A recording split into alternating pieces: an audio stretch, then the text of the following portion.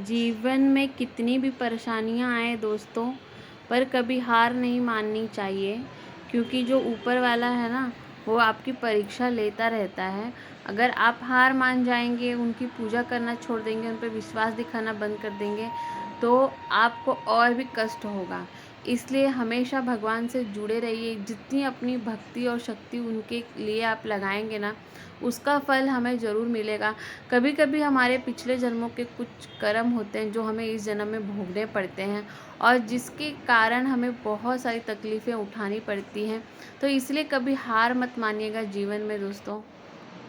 Hello everyone, welcome back to my channel Sahi lifestyle. जैसे कि आप सभी जानते हैं, आज है प्रदोष। आज की तारीख है 4 तारीख। तो 4 तारीख है, प्रदोष है। साथ ही साथ आज शिवरात्रि भी है। तो शिवरात्रि का बहुत ही शुभ दिन माना जाता है। प्रदोष और शिवरात्रि जब दोनों एक साथ आती है, तो जैसे मुझे किसी ने कहा था, मुझे कमेंट किया हुआ था कि आप प्रदोष की पूजा दिखाना कैसे आप करते हो। मैंने सब सामान ले चुकी हूँ, अभी और भी सामान मुझे लेना है। तो सारी चीज़ें मैं मंदिर में जाकर रिकॉर्ड करूँगी।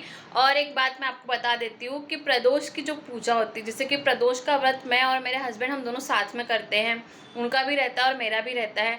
तो पूजा मैं उनके हाथ से ही कराती हूँ, बस मैं अपना हाथ लगा के रखती हूँ। अगर मैं कोशिश करूँगी, गर्दी अगर ना हो मंदिर में, तो मैं पूरा का पूरा वीडियो अच्छी तरह से रिकॉर्ड कर सकूँ। तो वीडियो पूरा एंड तक देखिएगा। और प्रदोष के दिन और शिवरात्रि के दिन हमें क्या करना चाहिए, एक ऐसा उपाय जिससे हमारी इच्छा पूरी होती है, वो भी मैं आगे आप लोगों से शेयर करूंगी। तो चलिए अब चलते हैं मंदिर और मंदिर की वीडियो देखते हैं। प्रदोष व्रत की पूजा के लिए जो बहुत महत्वपूर्ण चीज़ें होती हैं, जैसे कि घी का दीपक, गेहूँ, चावल, काला तिल, शक्कर, लवंग, काली मिर्च, फल होना चाहिए, दही होना चाहिए। दूध दही मतलब पंचामृत आप बना सकते हैं, आप अलग अलग भी इन चीज़ों को चढ़ा सकते हो। ये सारी सामग्री आपके पास होनी बहुत ज़्यादा ज़रूरी होती है। तो सबसे पहले देखिए कि गणेश जी की हमने पूजा कर ली है। और प्रदोष व्रत में आपको कथा भी बोलना बहुत ज़्यादा ज़रूरी है। कथा बहुत इम्पॉर्टेंट होती है। किसी भी कथा के सिवाय आपकी पूजा अधूरी रहती है। आप गूगल पर सर्च, अगर आपके पास प्रदोष व्रत की कथा की किताब है तो आप उसे पढ़िए, अगर नहीं है तो आप गूगल पर भी सर्च करेंगे तो भी आपको कथा बहुत छोटे इसमें मिल जाती है। लेकिन कथा बोलना बहुत ज़्यादा ज़रूरी होता है। अब मेरे पति ने ये पूरा जो शिवलिंग था, जो सबने चढ़ाया था, उसे साफ़ कर लिया है। कब आप लोग भी साफ़ करके इसी प्रकार से पूजा प्रारंभ कीजिए। और देखिए, सबसे पहले गणेश जी, कार्तिकेय जी और माँ अशोक सुंदरी पर जल चढ़ाने के बाद ही हम शिवलिंग पर जल चढ़ाते हैं। जो शिवलिंग के राइट साइड में जो गई, वहाँ पे गणपति जी, और लेफ्ट में कार्तिकेय जी, बीच की जो लाइन गई वो अशोक सुंदरी, और जो ये गोल स्तंभ है वो माता पार्वती हैं, और साथ ही साथ जो शिवलिंग है वो हमारे भोले बाबा हैं। जो भी शिवलिंग के ऊपर आपने कभी देखा होगा, जो जलाधारी रहती है, जहाँ से पानी बूंद बूंद महादेव पे जाता है, उस जलाधारी में महादेव की 5 बेटियां होती हैं, जया, विषहरा, सामली बाली, देवतिली, देव, और उनकी भी हमें पूजा करनी चाहिए। बुरे सपने से हम बचते हैं।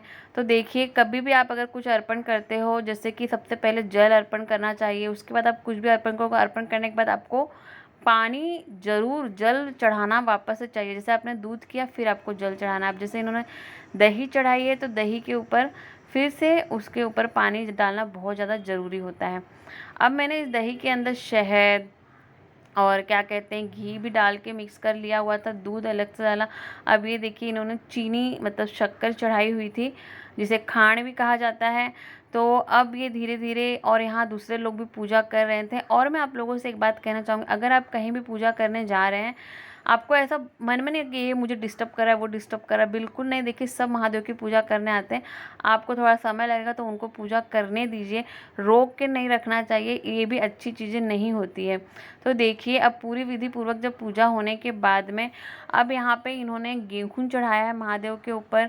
फिर थोड़ा सा, एक मुट्ठी, कभी भी मुट्ठी के हिसाब से ही चावल चढ़ाना चाहिए, या गेहूं जो भी आप चढ़ाते हो मुट्ठी में लेकर ही महादेव के ऊपर अर्पण करनी चाहिए। और ये सारी चीज़ें चढ़ाते वक्त आपके मन में जो कोई भी इच्छा है, आप उसे महादेव से बोलते रहिए। भोले बाबा का जो मैं हमेशा सुनते आई हूँ, एक लोटा जल सभी समस्या का हल, विश्वास दृढ़ होना चाहिए। विश्वास कभी टूटना नहीं चाहिए। आपका विश्वास दृढ़ है तो आप, जैसे माता सती ने अपने पति के प्राण यमराज से ले आई थी तो उनका वो विश्वास ही था, वैसे हमारा भी विश्वास इतना अटूट होना चाहिए कि हम जो चाहे मांगे वो हमें मिलेगा और हमें महादेव देंगे, हमारे भगवान हमें देंगे।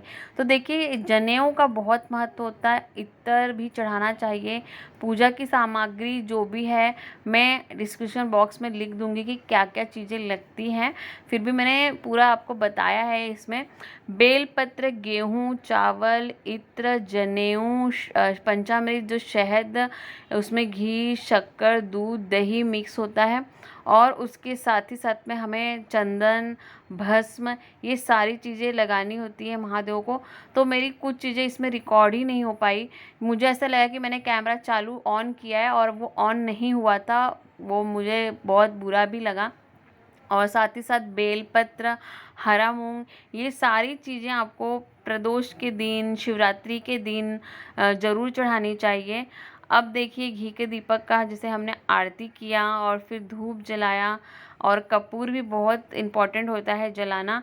जैसे कि मैंने आपसे बताया कि हमें और क्या करना चाहिए शिवरात्रि के दिन, तो देखिए शिवरात्रि के दिन ना हमें 7 काला तिल और 1 काली मिर्च को अपने हाथ में रखकर प्रदोष काल में महादेव के ऊपर अपनी इच्छा बोलकर रख दीजिए।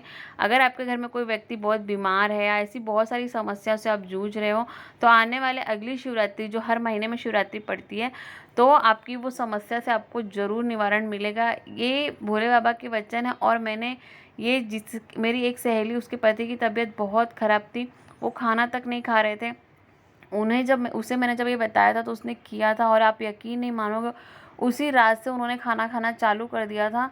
तो सारी चीज़ों में विश्वास बहुत इम्पोर्टेंट होता है, तो विश्वास और श्रद्धा से आप करोगे तो हमें वो चीज़ मिलेगी भी। आप बहनें ये चिंता मत कीजिएगा कि हमारी गोद नहीं भरी है, भगवान हमारी क्यों परीक्षा, उसके पीछे भी कुछ ना तो कुछ वजह होती है, कारण छुपा होता है। ऐसा नहीं है कि वो हमें देंगे नहीं, ज़रूर देंगे, पर सही समय आने पे ज़रूर देंगे। बस हिम्मत आपकी टूटनी नहीं चाहिए। मैं 10 साल से इस खुशी का इंतज़ार कर रही हूँ और मुझे पता है मेरे भोले बाबा पे पता है कि वो मुझे वो खुशी देंगे ही देंगे। तो आपको भी वो खुशी मिलेगी मिलेगी, ये मेरा वचन है।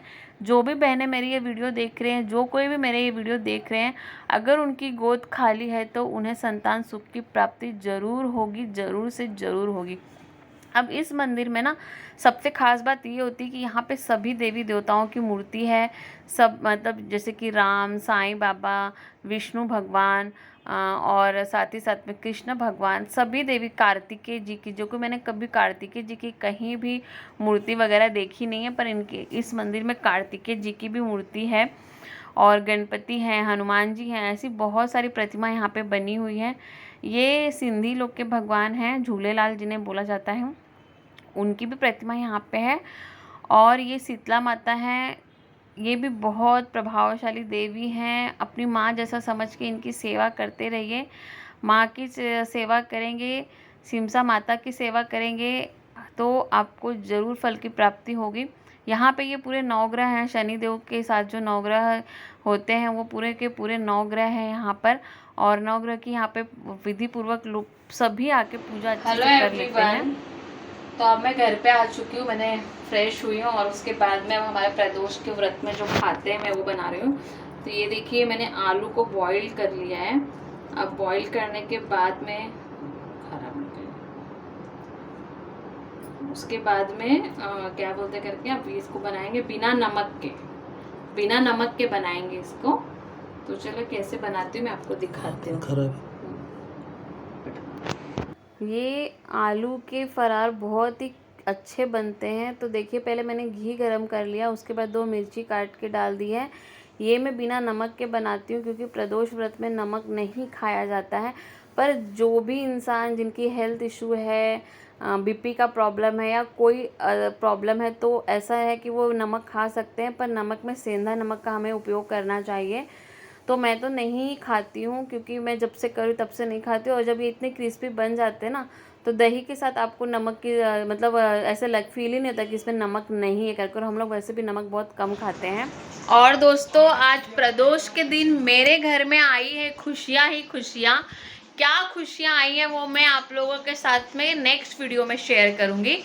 अभी मैं आलू फ्राई करने की रेसिपी, जैसे कि आपने देखा, अभी मैंने तेल थोड़ा गर्म हुआ है, उसमें मैंने शिंगदाना और मिर्ची डाली हुई है। और उसके बाद में जैसे ही शिंगदाना थोड़ा लाल हो जाएगा तब उसमें हम आलू डालेंगे। आलू डालने में उसे अच्छे से फ्राई करना, थोड़ा ढक के रख देना, वो थोड़ा क्रिस्पी हो जाएंगे तब वो खाने में अच्छे भी लगते हैं। और मेरे घर क्या खुशी आई है वो मैं आप लोगों से नेक्स्ट ब्लॉग में शेयर करूँगी, तो ब्लॉग पूरा देखिएगा। अभी चलते हैं, पहले ये बना लेते हैं, नहीं तो फिर जल जाएगा बात करने के चक्कर में। अब देखिए शिंगदाना लाल हो चुका है, क्योंकि इसे लाल होना भी बहुत ज़्यादा ज़रूरी है। अब कच्चा रहेगा तो दांत में लगता है शिंगदाना, तो इसे अच्छे से शिंगदाने को पका लेना। देखिए जलाइएगा नहीं, बहुत लोग काला कर देते तो वो खाने में अच्छा नहीं लगता है। ऐसे कि आपको पता चल जाए, वो शिंगदाना जब पक जाता है तो अपने आप वो अलग दिखने लग जाता है कि वो अलग हो चुका है करके। और उसके बाद में तब ये मैं आलू को अच्छे से डाल के फ्राई करूँगी। और फ्राई करने के बाद में उसे हम थोड़ा ढक के रख देंगे, जिससे वो थोड़ा क्रिस्पी हो जाएंगे।